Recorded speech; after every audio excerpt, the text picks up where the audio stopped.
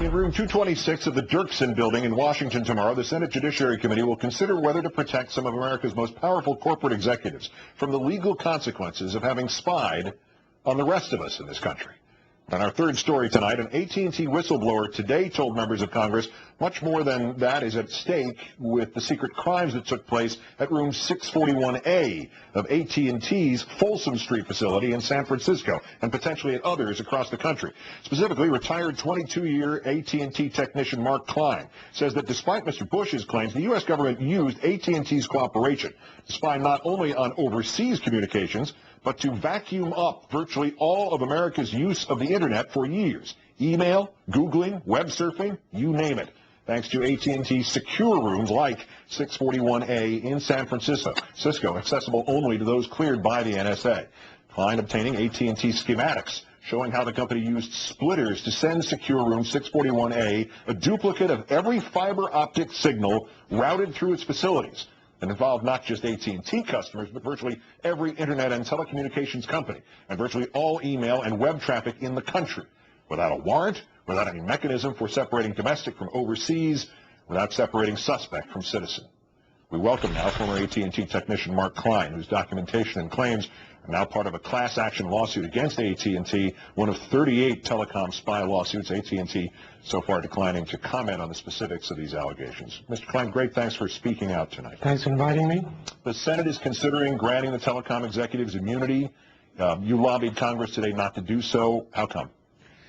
Well, if they give them immunity, it would probably shut down the lawsuit that I'm a witness for, and then the American people won't find out what's really going on.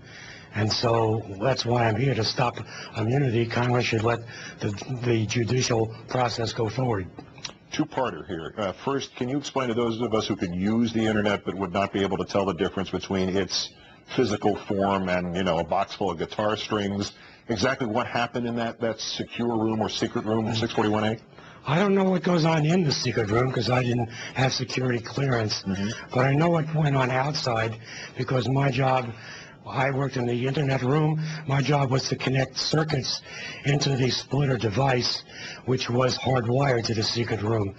And effectively, the splitter copied the entire data stream of those Internet cables into the secret room. And we're talking about phone conversations, email, web browsing, everything that goes across the Internet. And that device, the splitters, is a dumb device. It doesn't do any selection at all. And the follow-up to that, as you mentioned, you didn't have the security, the NSA clearance. So give us an idea how you know all this, in addition, obviously, to your expertise as an Well, as a technician, I had the engineering wiring documents, which told me how the splitter was wired to the secret room. And so I had to know that in order to do my job. And so I know that whatever went across those cables was copied, in the entire data stream was copied into the secret room. The splitter device has no selective capability, it just copies everything. And we're talking about domestic traffic as well as international traffic. And that's what got me upset to begin with. Yeah, I was just going to say, Mr. Klein, this huge distinction the White House made when all this was first revealed, what its defenders still say, oh, we're just intercepting international communications, no domestic communications were affected. I'm taking you don't buy that in the slightest. No, I know that wasn't true. And that's what got me going in December '05, when the New York Times revealed this, and then the administration came back, the president himself and his various cabinet people trying to argue, and they still do, that it's just international communications. It just affects a handful of people who are making phone calls to the Middle East. And I know the physical equipment, and I know that statement is not true. It involves millions of communications, a lot of it domestic communications, that they're copying wholesale, sweeping up into that secret room.